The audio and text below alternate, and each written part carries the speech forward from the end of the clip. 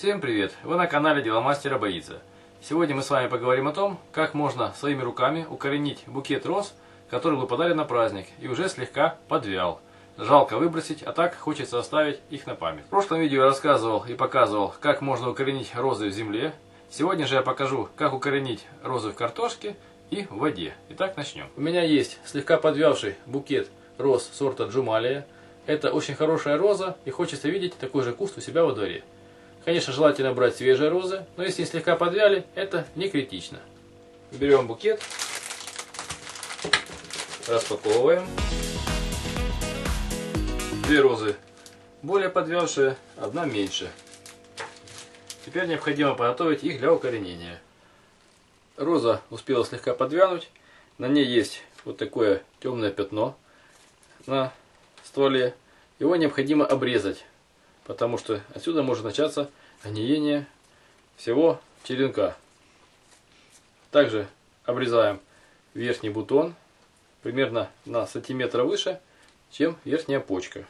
А также делаем срез ниже нижней почки примерно на 2 сантиметра. Нижний срез будет косой, верхний срез будет прямой.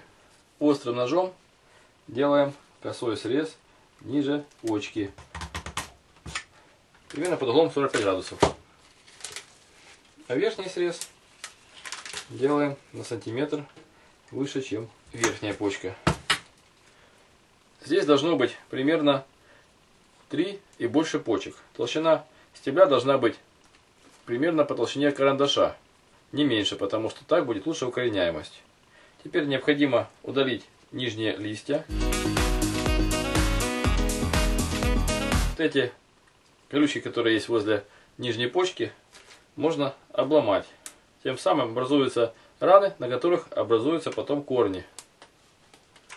Вот такие ранки, из них будут при укоренении идти корешки. Оставляем только 2 верхних листочка,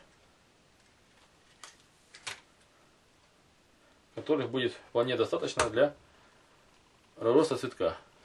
После приготовления черенка его необходимо вымочить или в меде с водой, или в корневине. Я больше предпочитаю корневин, потому что он имеет большую укореняемость. Я использую корневин Новоферт как наиболее эффективный. 1 мерная ложка корневина размешивается в 5 литрах отстоянной или кипяченой остывшей воды. Черенки должны находиться в этом растворе на 2/3 своей длины и отмачиваться примерно 24 часа. Для укоренения желательно нарезать черенки из центральной части стебля розы. В них находится наиболее питательных веществ, и они больше всего прорастают. Для лучшего заглубления черенков можно использовать старую бутылку из-под пива, в которой обрезается вверху горлышко. Наконец, прошло 24 часа. Теперь необходимо достать черенки из корневина и обработать верхний срез гидроизолирующим материалом. Это может быть пластилин, воск или парафин. У меня будет воск. Растапливаем воск на водяной бане до температуры 60-65 градусов. Листья придерживаем, чтобы они не выпадали в горячую воду. Верхняя часть черенка заплавлена, и отсюда влага не будет испаряться. После этого необходимо взять землю огородную, смешать ее с песком 1 к 1, и можно приступить к посадке.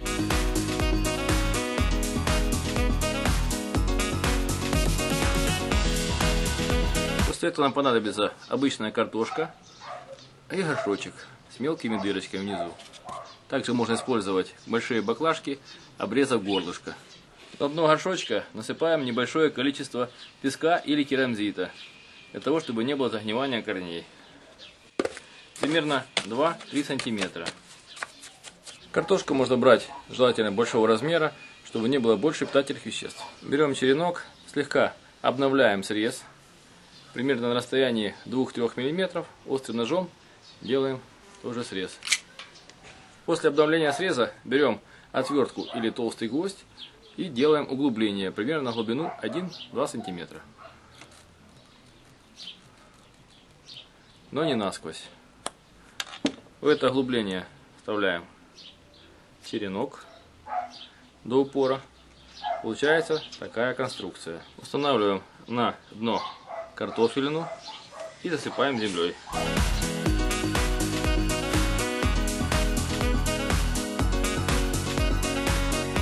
Хорошо притрамбовываем. И поливаем раствором корневина. В таком состоянии черенок готов к проращиванию. Его можно сверху накрыть пакетом, для того, чтобы здесь было больше влаги, меньше испарялось с листьев, и он дольше прожил. Но если у вас не сильно горячее помещение и большая влажность, то можно этого не делать. 2 черенка я поставил в землю, а 3 я попробую укоренить в обычном корневине. Также я обновляю внизу срез. И в емкость, сделанную из обычной бутылки из-под пива, наливаем 3 сантиметра, примерно от 3 до 5 сантиметров корневина. Устанавливаем сюда черешок и накрываем сверху пакетом. Накрываем не слишком плотно, чтобы была небольшая вентиляция. Для лучшего сохранения влаги я насыпал сверху примерно сантиметр песка слой на землю. Это даст хорошую защиту от бактерий и защитит воду от испарения. Вы были на канале Дело мастера боится. Смотрели видео о том, как своими руками попытаться укоренить черенки завявшего букета роз. Пишите свои комментарии, замечания, ставьте лайки, подписывайтесь на наш канал. Будьте с нами. Всем пока.